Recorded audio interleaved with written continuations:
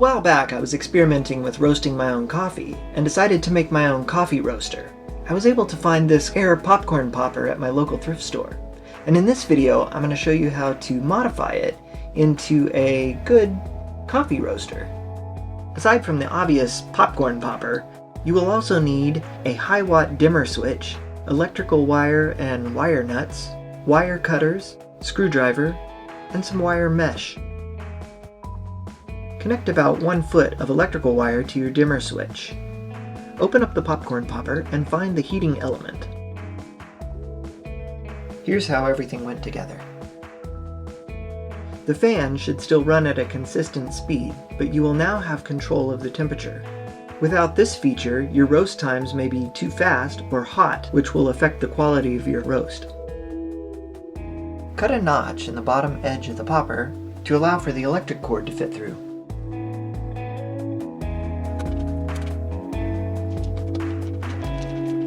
Take your wire mesh and cut enough to form a cylinder that will fit down into the hood of the popper. This will keep your coffee beans from jumping out during the roasting process. Now all you need is some unroasted green coffee beans, which are easy to find online. I've posted some links in the description box below.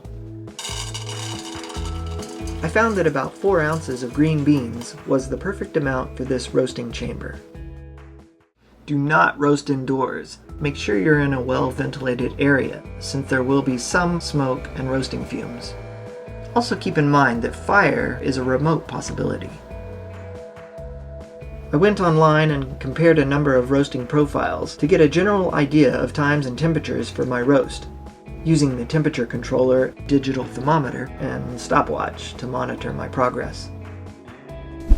I now have access to a 1.5 kilogram drum roaster, so I don't really need to use my homemade roaster, but it was a fun project, and I actually used it for quite a few months.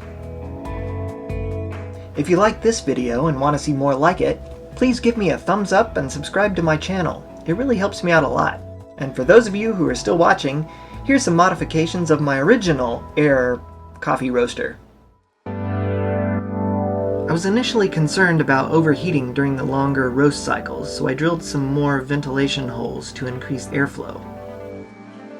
The roasting process creates quite a bit of chaff from the coffee beans, and so I added screens over the air intake holes to filter out any debris from getting sucked in and starting a fire.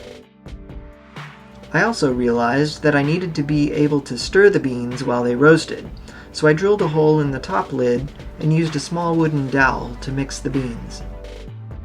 In addition to these modifications, I bought a thermocouple, a high-temperature digital thermometer, to better control my roast. You can pick one of these up on Amazon for about 20 bucks.